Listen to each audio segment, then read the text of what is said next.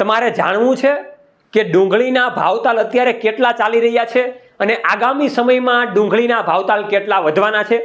અને બીજી વાત કે એની સાથે લસણના ભાવતાલ અત્યારે કેટલા ચાલી રહ્યા છે અને લસણના ભાવતાલ કેટલા વધવાના છે એની માહિતીની વાતચીત આ પૂરા વિડીયોમાં કરવાની છે। કેમ કે આ બંને પાક એવા છે ડુંગળી અને લસણ કે જે આપણને કરોડપતિ પણ બનાવે છે અને રોડપતિ પણ બનાવે છે। તો આના ભાવતાલની ખાસ વાતચીત કરવાની છે। જય ખેડૂત પુત્રો, હું છું તમારી સાથે સાગર રાસડિયા। ખેડૂત પુત્રો, આપ સૌ ખેડૂત મિત્રોને હાર્દિક સ્વાગત છે આ પ્લેટફોર્મમાં। ખેડૂત છે તો જગત છે એવા હેતુથી અવારનવાર ટેકનોલોજીકલ ડિજિટલ માહિતી લાવતા રહીએ છીએ। તો માત્ર 2 મિનિટની અંદર આ બંનેના ભાવતાલ વિશેની વાતચીત કરીએ।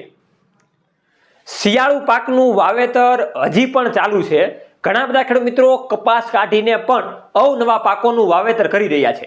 એમાં ખાસ કરીને આપણે વાતચીત કરવાની છે ડુંગળીના પાક વિશેની। તો ડુંગળીનો પાક પણ ધીરે ધીરે વાવેતરમાં વધતો જાય છે, એટલે કે ખેડૂત મિત્રો ડુંગળીને અપનાવી રહ્યા છે અને વાવેતર કરી રહ્યા છે।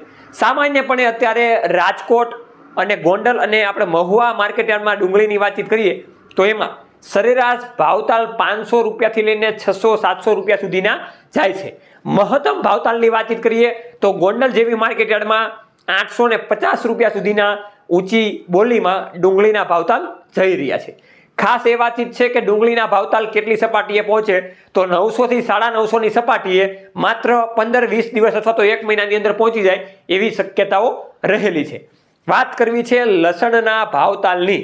તો લસણ અત્યારે ખેડૂત મિત્રો ધીમે ધીમે વાવી રહ્યા છે, કેમ કે એનું બિયારણ અત્યારે ખૂબ મોંઘું મળી રહ્યું છે। અને એ તો ખૂબ અગત્યની એ જ વાત છે કે ભાઈ બિયારણ અત્યારે ખેડૂત મિત્રોને મોંઘું મળી રહ્યું છે, જ્યારે માર્કેટ યાર્ડમાં વેચવા જાય છે ત્યારે એનો ભાવ મળતો નથી। પણ આપણે અત્યારે ભાવતાલની વાત કરીએ તો લસણના ભાવ 5,500 રૂપિયા સરેરાશ એટલે કે મહત્તમ સપાટી સુધી જઈ રહ્યું છે। એમાં 4,000 આજુબાજુ સરેરાશ ભાવતાલ લસણના બોલાઈ રહ્યા છે।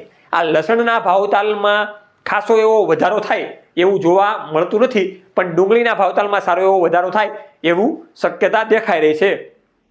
એટલે જે ખેડૂત મિત્રો સફેદ ડુંગળીનું વાવેતર કરી રહ્યા છે એવા ખેડૂત મિત્રો માટે સારા એવા ભાવતાલની ગણતરી છે।